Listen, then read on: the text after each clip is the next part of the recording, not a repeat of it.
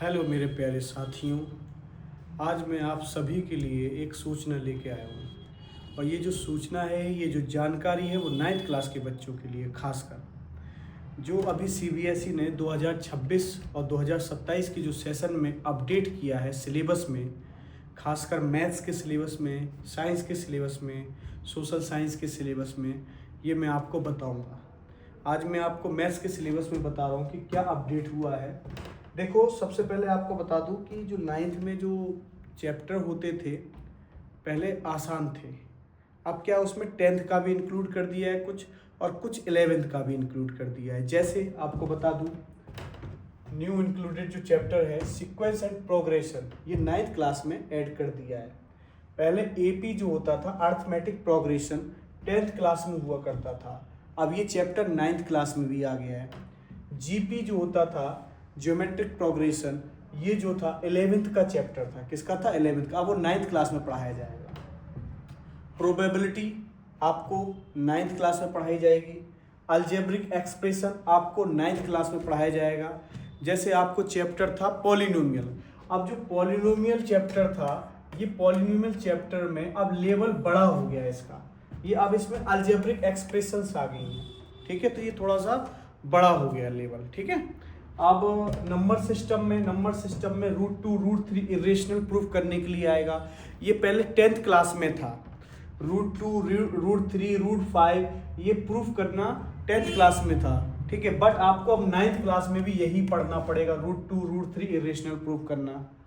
उसके बाद coordinate geometry में क्या है, 9th क्लास में जो कोऑर्डिनेट ज्योमेट्री ऐड हुआ है वो उसमें डिस्टेंस फार्मूला भी होगा, मिड पॉइंट फार्मूला भी होगा और सेक्शन फार्मूला भी हो गया।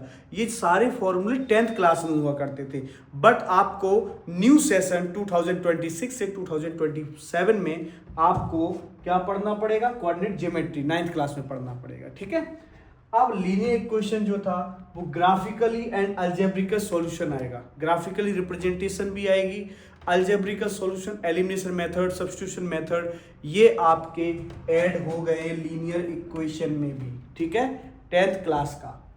मेंसुरेशन जो चैप्टर हुआ करता था आपका, उसमें पेरीमीटर हो गया, सेक्टर हो गया, एरिया हो गया, साइक्लिक क्वाड्रिलेटरल हो गया। ये मेंसुरेशन चैप्टर में आपका पेरीमीटर भी आएगा, सेक्टर के बारे में सिखाया जाएगा, एरिया के बारे में सिखाया जाएगा, साइक्लिक क्वाड्रिलेटरल के बारे में सिखाया जाएगा। ये 10th क्लास का इसमें आ गया। और नॉर्मल जो चैप्टर हैं आपके 9th क्लासों को यही रहेंगे, सरफेस एरिया एंड वॉल्यूम रहेगा, लाइंस एंड एंगल्स आपके चैप्टर रहेंगे, स्टैटिक्स आपका रहेगा, क्वाड्रिलेटरल आपका चैप्टर रहेगा, आपका ट्रायंगल्स भी रहेगा, आपका सर्कल भी रहेगा, आपका यूक्लिड ज्योमेट्री भी रहेगा। ठीक है, नया अपडेट जो है मैंने आपको बता दिया, इसमें जो नया अपडेट है वो सिंपल सा है कि आपका खासकर 10th क्लास में जो चैप्टर थे वो 9th क्लास में आने लगे हैं। ठीक है, तो जो भी बच्चा सोचे कि अब 9th क्लास का आसान है, बिल्कुल आसान था, अब वो आसान नहीं रह गया है, अब हमें उस पर प्रैक्टिस करनी पड़ेगी और हमें एक्स्ट्रा क्वेश्चन पे भी प्रैक्टिस करनी पड़ेगी, प्रीवियस ईयर्स के क्वेश्चन पेपर में भी हमें प्रैक्टिस करनी पड़ेगी, हमें मजबूती से पढ़ाई करनी पड़ेगी, हमें कॉन्सेप्ट क्लियर करके पढ़ाई करनी पड़ेगी। तो जो बच्चा जो छोटे मोटे मतलब जो कहते नहीं कि भाई किसी ने 12th पास कर लिया तुरंत वो पढ़ाने लग गया, ऐसे लोगों से अगर जो पढ़ने लगते हैं उनका नुकसान हो जाएगा। मैं आपसे यही कहूँगा, ऐसी कोचिंग ढूंढें जो एक्सपीरियंस हो और बहुत अच्छा आपको पढ़ा सके, कॉन्सेप्ट आपके क्लियर कर सकें।